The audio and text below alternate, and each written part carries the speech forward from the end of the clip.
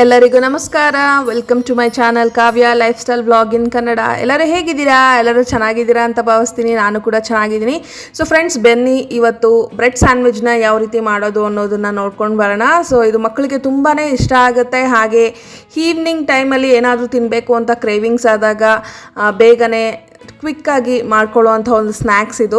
So ಬನ್ನಿ ಯಾವ ರೀತಿ ಮಾಡೋದು ಅಂತ ನೋಡೋಣ. ಸೊ ನಾನಿವತ್ತು ಬ್ರೆಡ್ ಸ್ಯಾಂಡ್ವಿಚ್ನ ಮಾಡೋಕ್ಕೆ ಉಪಯೋಗಿಸಿರೋವಂಥದ್ದು ಓಲ್ ವೀಟ್ ಬ್ರೆಡ್ ಸ್ಯಾಂಡ್ವಿಚ್ ಅಂತ ಹೇಳಿ. ಸೊ ನಾನು ನಾರ್ಮಲ್ ಮಿಲ್ಕ್ ಬ್ರೆಡ್ನ ಯೂಸ್ ಮಾಡಿದ್ರೆ ಅಷ್ಟು ಚೆನ್ನಾಗಿ ಬರೋದಿಲ್ಲ. ಸೊ ಅದಕ್ಕೋಸ್ಕರ ನಾನು ವೀಟ್ ಬ್ರೆಡ್ನ ತೊಗೊಂಡಿದ್ದೀನಿ. ಹಾಗೆ ಈರುಳ್ಳಿನ ಚಿಕ್ಕ ಚಿಕ್ಕದಾಗಿ ಹಚ್ಚಿಟ್ಕೊಂಡಿದ್ದೀನಿ. ಕ್ಯಾಪ್ಸಿಕಮ್ ಹಾಗೂ ಟೊಮೆಟೊ, ಆಲೂಗಡ್ಡೆನ ಕೂಡ ನಾನು ಚಿಕ್ಕ ಚಿಕ್ಕದಾಗಿ ಹಚ್ಚಿ ಇಟ್ಕೊಂಡಿದ್ದೀನಿ. ನಿಮಗೆ ಬೇಕು ಅಂದರೆ ಹಸಿಮೆಣ್ಸಿನ್ಕಾಯಿನ ಆ್ಯಡ್ ಮಾಡ್ಕೋಬೋದು. ನಾನಿಲ್ಲಿ ಪಾಪುಗೆ ಕೊಡ್ತಾ ಇದ್ದೀನಿ ಅಂತ ಹೇಳಿ ಹಸಿಮೆಣ್ಸಿನ್ಕಾಯಿನ ಆ್ಯಡ್ ಮಾಡಲಿಲ್ಲ. ಸೊ ನೀವು ಫಸ್ಟು ಸಿಮ್ಮಲ್ಲಿ ಇಟ್ಕೊಂಡೇ ಇದನ್ನೆಲ್ಲ ಫ್ರೈ ಮಾಡ್ಕೊಳ್ಳಿ. ಓವರಾಗಿ ಬ್ಲ್ಯಾಕಾಗಿ ಫ್ರೈ ಆಗಬಾರ್ದು. ನಾರ್ಮಲ್ ಮೀಡಿಯಮ್ ಫ್ರೈ ಆದರೆ ಸಾಕು. ತುಂಬಾ ಫ್ರೈ ಆದರೆ ಅದು ಟೇಸ್ಟೇ ಡಿಫ್ರೆಂಟ್ ಆಗೋಗುತ್ತೆ. ಸೊ ನಾನಿಲ್ಲಿ ಸ್ವಲ್ಪನೇ ಆಯಿಲ್ ತೊಗೋತಿದ್ದೀನಿ. ಬ್ರೆಡ್ ಸ್ಯಾಂಡ್ವಿಚ್ ಮಾಡಬೇಕಾದ್ರೆ ನೀವು ಜಾಸ್ತಿ ಆಯಿಲ್ ಉಪಯೋಗಿಸಿದ್ರೆ ತಿನ್ನೋಕ್ಕಾಗೋದಿಲ್ಲ. ಸೊ ಲೈಟಾಗೆ ಆಯಿಲ್ನ ಯೂಸ್ ಮಾಡಬೇಕಾಗುತ್ತೆ. ಸೊ ಯಾರಿಗೆ ಆಯಿಲ್ ಬೇಡವೋ ಅವರು ತುಪ್ಪನ ಕೂಡ ಯೂಸ್ ಮಾಡಿಕೊಂಡು ಫ್ರೈ ಮಾಡ್ಕೋಬೋದು. ಸೊ ಇಲ್ಲಿ ನಾನು ಫಸ್ಟು ಆಲೂಗಡ್ಡೆನ ಹಾಕ್ಕೊಂಡು ಚೆನ್ನಾಗಿ ಫ್ರೈ ಮಾಡ್ಕೋತಿದ್ದೀನಿ.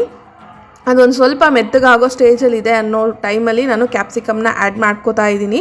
ಸೊ ನಿಮಗೆ ಬೇಕು ಅಂತಂದರೆ ನೀವು ಕಲರ್ ಕ್ಯಾಪ್ಸಿಕಮ್ನ ಯೂಸ್ ಮಾಡ್ಕೋಬೋದು. ಹಾಗೆ ನೀವು ಕ್ಯಾರೆಟ್ನ ಬಳಸ್ಕೋಬೋದು ಮತ್ತು ಚಿಕನ್ನ ಬಳಸ್ಕೋಬೋದು. ಸೊ ನಿಮ್ಗೆ ಯಾವ್ದು ರೀತಿ ಇಷ್ಟ ಆಗುತ್ತೋ ಆ ರೀತಿ ಸ್ಯಾಂಡ್ವಿಚ್ನ ಮಾಡ್ಕೋಬೋದು.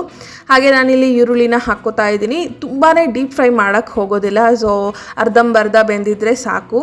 ಹಾಗೆ ಟೊಮೊಟೊನ ಕೂಡ ಆ್ಯಡ್ ಮಾಡ್ಕೋತಿದ್ದೀನಿ. ಟೊಮೊಟೊನ ಆ್ಯಡ್ ಮಾಡಿದಾಗ ಒಂದು ಸ್ವಲ್ಪ ಅದು ಮೆತುವಾಗುತ್ತೆ, ಈಗ ನೀರು ಬಿಟ್ಕೊಳ್ಳುತ್ತೆ. ಆಗ ನಾವು ಒಂದು ಸ್ವಲ್ಪ ಉಪ್ಪು ಹಾಕ್ಕೊಂಡು ಚೆನ್ನಾಗಿ ಬೇಯಿಸ್ಕೋಬೇಕು. ನಾವು ಯಾವಾಗ ಉಪ್ಪು ಹಾಕ್ಕೋತೀವೋ ಆವಾಗ ಹಾಕಿರೋವಂತಹ ಈರುಳ್ಳಿ ಕ್ಯಾಪ್ಸಿಕಮ್ ಎಲ್ಲ ಬೇಗನೆ ಬೆಂದ್ಕೊಳ್ಳುತ್ತೆ. ಸೊ ಇದೆಲ್ಲರಿಗೂ ಗೊತ್ತಿರೋವಂಥ ಟ್ರಿಕ್ಸೇ ಅಲ್ವಾ. ಸೊ ನೀವು ಏನಾದರೂ ಒಂದು ಗೊಜ್ಜು ಮಾಡಬೇಕಾದ್ರೂ ಅಷ್ಟೇ ಉಪ್ಪನ್ನ ಹಾಕಿ ಬೇಯಿಸ್ಕೊಂಡಾಗ ಬೇಗನೆ ಬೇಯುತ್ತೆ. ಇಲ್ಲಿ ಮನೆಯಲ್ಲಿ ನನಗೆ ಮ್ಯಾಗಿ ಮಸಾಲ ಪ್ಯಾಕೆಟ್ ಒಂದಿತ್ತು. ಸೊ ನಾನು ಅದನ್ನು ಆ್ಯಡ್ ಮಾಡ್ಕೋತಾ ಇದ್ದೀನಿ. ನಿಮಗೆ ಬೇಕು ಅಂತಂದರೆ ನೀವು ಹಸಿಮೆಣ್ಸಿನ್ಕಾಯಿನ ಆ್ಯಡ್ ಮಾಡ್ಕೋಬೋದು. ಇಲ್ಲ ಅಂತಂದರೆ ಗರಂ ಮಸಾಲ ಅಥವಾ ಖಾರದ ಪುಡಿ ಮತ್ತು ಧನಿಯಾ ಪುಡಿ ಈ ರೀತಿ ಯಾವುದಾದ್ರೂ ಆ್ಯಡ್ ಮಾಡ್ಕೋಬೋದು. ಇಲ್ಲ ಚಾಟ್ ಮಸಾಲ ಇದ್ದರೆ ಚಾಟ್ ಮಸಾಲಾನ ಕೂಡ ಆ್ಯಡ್ ಮಾಡ್ಕೋಬೋದು. ನಾನು ಲೈಟಾಗಿ ಇಲ್ಲಿ ಮ್ಯಾಗಿ ಮಸಾಲಾನ ಹಾಕ್ಕೊಂಡಿದ್ದೀನಿ. ಸೊ ಈ ರೀತಿ ಕನ್ಸಿಸ್ಟೆನ್ಸಿನಲ್ಲಿ ಇಡಬೇಕಾದ್ರೆ ನೀವು ಆಫ್ ಮಾಡ್ಕೊಳ್ಳಿ. ನಿಮಗೆ ಕುಕುಂಬರ್ ಬೇಕು ಅಂತಂದರೆ ಕುಕುಂಬರ್ನ ಒಂದು ಸೈಡಲ್ಲಿ ಕಟ್ ಮಾಡಿ ಇಟ್ಕೊಳ್ಳಿ. ಹಾಗೆ ನಾನಿಲ್ಲಿ ಬಟರ್ನ ಯೂಸ್ ಮಾಡ್ತಿದ್ದೀನಿ ಇವತ್ತು ಬ್ರೆಡ್ನ ಫ್ರೈ ಮಾಡೋದಕ್ಕೆ. ನಿಮಗೆ ಬೇಕು ಅಂತಂದರೆ ಗೀನ ಕೂಡ ಯೂಸ್ ಮಾಡಿ, ಚೆನ್ನಾಗಿರುತ್ತೆ. ನಾನಿವತ್ತು ಗೀನಲ್ಲಿ ರೋಸ್ಟ್ ಮಾಡ್ತಾ ಇಲ್ಲ, ಬಟರ್ನೇ ಯೂಸ್ ಮಾಡ್ತಿದ್ದೀನಿ ಕಂಪ್ಲೀಟಾಗಿ. ನನಗೆ, ನನ್ನ ಹಸ್ಬೆಂಡ್ಗೆ, ಪಾಪುಗೆ 3 ಜನಕ್ಕೂ ನಾನು ಬಟರ್ ಆಪ್ಷನ್ನೇ ತೊಗೊಂಡಿದ್ದೀನಿ, ಗೀ ಆಪ್ಷನ್ ತೊಗೊಳ್ಳಿಲ್ಲ. ಸೊ ನಿಮಗೆ ಬೇಕು ಅಂತಂದರೆ ಗೀ ಆದರೂ ಯೂಸ್ ಮಾಡಿ, ಆಯಿಲ್ ಆದರೂ ಯೂಸ್ ಮಾಡ್ಬೋದು, ಹಾಗೆ ಬಟರ್ ಆದರೂ ಯೂಸ್ ಮಾಡ್ಕೋಬೋದು. ನೀವು ನಿಮ್ಮ ಹತ್ರ ಚೀಸ್ ಇದ್ದರೆ ಚೀಸ್ನ ಕೂಡ ಆ್ಯಡ್ ಮಾಡ್ಬೋದು, ಚೆನ್ನಾಗಿರುತ್ತೆ. ಬಟ್ ಚೀಸ್ ಅಷ್ಟು ಹೆಲ್ತಿ ಅಲ್ಲ, ಜಾಸ್ತಿ ಯೂಸ್ ಮಾಡಬೇಡಿ ಅಂತ ನಾನು ಸಜೆಷನ್ ಕೊಡ್ತೀನಿ.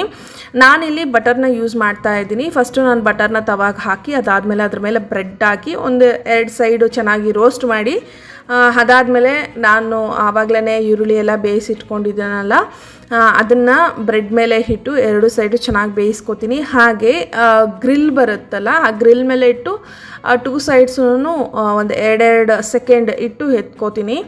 ಸೊ ನಾನು ತೋರಿಸ್ತೀನಿ ನಿಮಗೆ ಯಾವ ರೀತಿ ಮಾಡ್ತೀನಿ ಅಂತ. ಸೊ ನೀವು ಈ ರೀತಿ ಬಟರ್ ರೋಸ್ಟ್ ಮಾಡಿ ಅದಾದಮೇಲಾದರೂ ಈ ಮಿಶ್ರಣ ಆ್ಯಡ್ ಮಾಡಿಕೊಂಡು ತವಾನಲ್ಲಿ ಆ ಕಡೆ ಈ ಕಡೆ ಮಾಡ್ಕೋಬೋದು. ಇಲ್ಲ ನನಗೆ ಜಸ್ಟ್ ಬ್ರೆಡ್ನ ಮಾತ್ರ ಟೋಸ್ಟ್ ಮಾಡಿಕೊಂಡು ನಾನು ಮಧ್ಯೆ ಇದನ್ನು ಇಟ್ಕೊಂಡು ತಿಂತೀನಿ ಅಂದರೂ ಓಕೆ. ಇಲ್ಲ ಪಾವ್ ಬಜ್ಜಿ ಥರ ಸೈಡಲ್ಲಿ ಇಟ್ಕೊಂಡು ಎತ್ಕೊಂಡು ತಿಂತೀನಿ ಅಂದರೂ ಓಕೆ.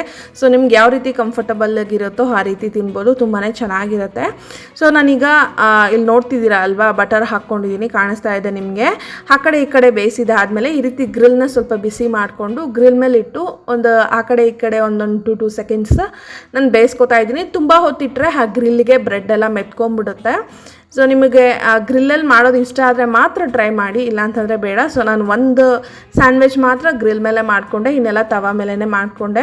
ಸೊ ಗ್ರಿಲ್ ಮೇಲೆ ಮಾಡ್ಕೊಂಡಾಗ ಏನಾಗುತ್ತೆ ಅಂತಂದರೆ ಒಂದು ಸ್ವಲ್ಪ ಬ್ರೆಡ್ಡು ಜಾಸ್ತಿನೇ ಬೇಯುತ್ತೆ. ಈ ರೀತಿ ನಿಮ್ಗೆ ಕಾಣಿಸ್ತಿದೆಯಲ್ಲ ಬ್ಲ್ಯಾಕಾಗಿ, ಆ ರೀತಿ ಆಗುತ್ತೆ. ಸೊ ಒಂದು ತಿನ್ನೋಕ್ಕಾಗುತ್ತೆ, ಅದ್ರ ಮೇಲೆ ಜಾಸ್ತಿ ತಿನ್ನೋಕ್ಕಾಗೋದಿಲ್ಲ. ಮತ್ತು ಟೇಸ್ಟು ಅಷ್ಟೇ. ತವಾ ಮೇಲೆ ಸುಡೋದಕ್ಕೂ ಇಲ್ಲ ಗ್ರಿಲ್ ಪ್ಯಾನಲ್ಲಿ ಸುಡೋದಕ್ಕೂ ಇಲ್ಲ ಸ್ಯಾಂಡ್ವಿಚ್ ಮೇಕರಲ್ಲಿ ಸುಡೋದಕ್ಕೂ ತುಂಬಾ ಡಿಫ್ರೆನ್ಸ್ ಇದೆ. ಸೊ ನಾನು ತೋರಿಸ್ತೀನಿ ಈಗ ನಾನು ತವಾ ಮೇಲೆ ಹಾಕಿ ಸುಟ್ಟಿರೋದು ಯಾವ ರೀತಿ ಬಂದಿದೆ, ಗ್ರಿಲ್ಲೆಲ್ಲ ಹಾಕಿ ಸುಟ್ಟಿರೋದು ಯಾವ ರೀತಿ ಬಂದಿದೆ ಅಂತ ಹೇಳಿ. ಸೊ ನಾನಿಲ್ಲಿ 3 ಲೇಯರು ಒಂದು ಸ್ಯಾಂಡ್ವಿಚ್ನ ಮಾಡ್ಕೊಂಡಿದ್ದೀನಿ, ಹಾಗೆ 2 ಲೇಯರ್ಸ್ ಒಂದು ಸ್ಯಾಂಡ್ವಿಚ್ನ ಮಾಡ್ಕೊಂಡಿದ್ದೀನಿ. ಸೊ ಬನ್ನಿ ಹೇಗೆ ಬಂದಿದೆ ಅಂತ ನೋಡೋಣ. ಇದು ತವಾ ಮೇಲೆ ಸುಟ್ಟಿರೋ ಅಂತಹ ಸ್ಯಾಂಡ್ವಿಚ್ಚು, ನೋಡ್ದಿರ್ಬೋದು ಯಾವ ರೀತಿ ಕಾಣಿಸ್ತಿದೆ ಅಂತ. ಇದು ಗ್ರಿಲ್ ಮೇಲೆ ಸುಟ್ಟಿರೋ ಅಂಥದ್ದು. ಗ್ರಿಲ್ ಮೇಲೆ ಸುಟ್ಟಿರೋ ಅಂಥದ್ದು ಒಂದು ಸ್ವಲ್ಪ ಜಾಸ್ತಿನೇ ಬೇಯುತ್ತೆ.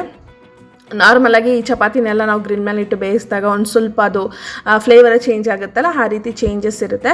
ಈಗ ಇದನ್ನು ಕಟ್ ಮಾಡೋಣ. ಒಳಗಡೆ ಒಂದೇ ಮಿಶ್ರಣ ಹಾಕಿರೋದ್ರಿಂದ ಸೊ ಅದರಲ್ಲಿ ಏನು ಡಿಫ್ರೆನ್ಸ್ ಇರಲ್ಲ, ಜಸ್ಟ್ ಬ್ರೆಡ್ ಟೇಸ್ಟ್ ಮಾತ್ರ ಡಿಫ್ರೆಂಟ್ ಆಗುತ್ತೆ. ಇಲ್ಲಿ ನೋಡ್ಬೋದು ಎಷ್ಟು ಎಮ್ಮಿಯಾಗಿದೆ ಅಂತ. ನೀವು ಇದ್ರ ಜೊತೆಗೆ ಕಾರ್ನ್ನ ಆ್ಯಡ್ ಮಾಡ್ಕೋಬೋದು, ಜೋಳ ಕಾರ್ನ್ನ ಆ್ಯಡ್ ಮಾಡ್ಕೋಬೋದು, ಕ್ಯಾರೆಟ್ ಆ್ಯಡ್ ಮಾಡ್ಬೋದು. ಮತ್ತು ಮಯೋನೀಸ್ನ ಜಾಸ್ತಿ ಯೂಸ್ ಮಾಡೋಕ್ಕೆ ಹೋಗಬೇಡಿ. ತುಂಬ ಜನ ಸ್ಯಾಂಡ್ವಿಚಸ್ಗೆ ಮಯೋನೀಸ್ನ ಯೂಸ್ ಮಾಡ್ತಾರೆ. ಸೊ ನಾನು ನಿಮ್ಮನ್ನು ಮಯೋನೀಸ್ ಯೂಸ್ ಮಾಡಬೇಡಿ ಅಂತಲೇ ಹೇಳ್ತೀನಿ. ಯಾಕೆ ಅಂತಂದರೆ ಅದು ಮಕ್ಳಿಗೆ ಅಷ್ಟು ಒಳ್ಳೆಯದಲ್ಲ. ಸೊ ಇದು ಈವ್ನಿಂಗ್ ಸ್ನ್ಯಾಕ್ಸ್ ಮಕ್ಳಿಗೆ ಮಾಡಿಕೊಟ್ರೆ ತುಂಬಾ ಖುಷಿಯಿಂದ ತಿಂತಾರೆ. ಸೊ ನೀವು ನೋಡ್ತಿರ್ಬೋದು. ಹೇಗೆ ಅನ್ನಿಸ್ತು ನಿಮಗೆ ಅನ್ನೋದನ್ನು ಕಮೆಂಟ್ ಸೆಕ್ಷನಲ್ಲಿ ಮರೀದೇ ತಿಳಿಸಿ. ನೀವು ಮನೆಯಲ್ಲಿ ಟ್ರೈ ಮಾಡಿ ಯಾವ ರೀತಿ ಬಂದಿದೆ ಅನ್ನೋದನ್ನು ತಿಳಿಸ್ಕೊಡಿ. ಗೊತ್ತಲ್ಲ, ಇನ್ನು ಯಾರು ನನ್ನ ಚಾನಲ್ನ ಸಬ್ಸ್ಕ್ರೈಬ್ ಮಾಡ್ಕೊಂಡಿಲ್ಲ ಬೇಗ ಹೋಗಿ ಸಬ್ಸ್ಕ್ರೈಬ್ ಮಾಡ್ಕೊಳ್ಳಿ. ನಾನು ಮತ್ತೊಂದು ಇಂಟ್ರೆಸ್ಟಿಂಗ್ ವಿಡಿಯೋದೊಂದಿಗೆ ನಿಮ್ಮನ್ನು ಮೀಟ್ ಮಾಡ್ತೀನಿ. ಅಲ್ಲಿ ತನಕ ಟೇಕ್ ಕೇರ್, ಬಾಯ್.